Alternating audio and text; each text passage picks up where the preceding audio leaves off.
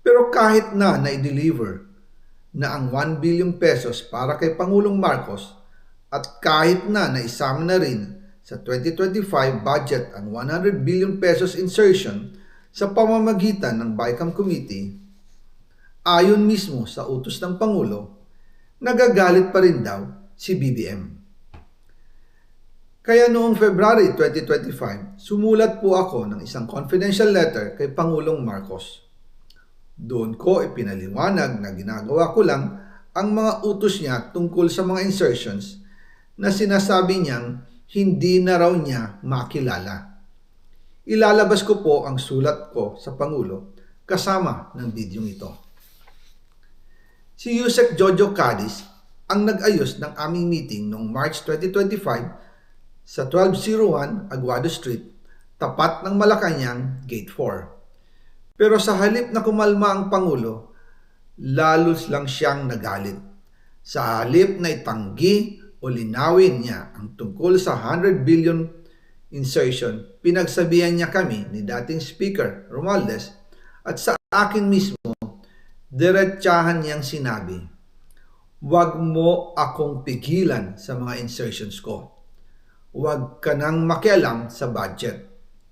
Dahil sa mga binitawang salita sa akin ni BBM, naging malinaw sa akin na siya mismo ang nag-utos kila Secretary Mina Pangandaman at Yusek Adrian Bersamin na ipasok ang 100 billion pesos worth of projects. Kaya kung hindi talaga totoo na galing sa Pangulo ang utos, bakit hindi niya agad tinanggal noon pa sina Secretary Mina Pangandaman at Undersecretary Adrian Bersamin nang pinaalam ko sa kanya ang 100 billion insertions sa pamamagitan ng sulat? Bakit ngayon lang nila pinag-resign kung kailan nalaman ng publiko ang tungkol dito? And also kinausap ako ni Yusek Jojo Cadiz at nagsabi na ipinapa-insert ng mga projects ang Pangulo na worth 50 billion pesos. And sinabi ko kay Yusek Jojo na meron ng instruction kay Secretary Mina Pangandaman at Yusek Adrian Bersamin about the 100 billion pesos insertion. And sabi niya, kakausapin niya ang Pangulo na kung pwede, doon na lang i-charge ang gusto niya ng 50 billion pesos na insertion. Ngunit ang sagot ng Pangulo, humingi ka ng bago or dagdag na insertions. Doon po nakita at naramdaman na hindi pwedeng sabihin ng Pangulo na wala siyang alam sa mga nangyayari. Kasi mismo siya ang nagbibigay ng utos. Ako mismo ang nakasaksi at nakausap ng mga taong direktang sangkot.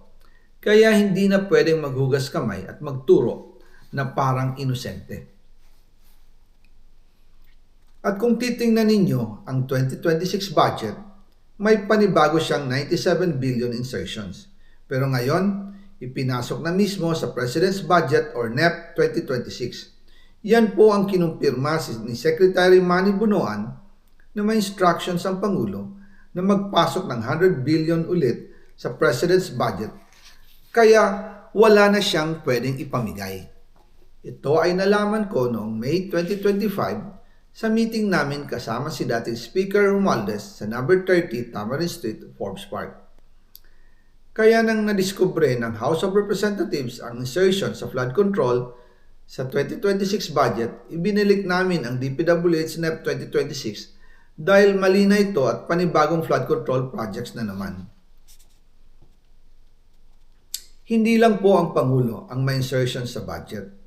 Pati po si Congressman Sandro Marcos, meron din pong pinapasok taon-taon. Noong 2023, may 9.636 billion pesos. Noong 2024, 20.174 billion pesos. At nitong 2025, 21.127 billion pesos. Lahat-lahat, ang kabuuan ay 50.938 billion pesos. At bawat taon po, sa tuwing dumarating ang BICAM budget process, lagi po may utos si Congressman Sandro na ipasok ang mga proyekto niya. Nalaman ko na lang sa mga contractor na galit siya sa akin nung pinag-uusapan na ang 2025 GAA budget. Ang sabi daw niya, ipatatagal ako at magpa-file ng maraming kaso laban sa akin. Kasi kulang ng 8 billion pesos yung insertion na gusto niyang ipasok. Ang dahilan daw, may mga contractor na nakapag-advance na sa kanya at dahil hindi na ipasok ang buong halaga, kailangan daw niyang magsauli sa mga yon. Para malinaw sa taong bayan, ilalabas ko po sa video na ito ang listahan ng mga proyekto na kasama sa mga insertions ni Congressman Sandro.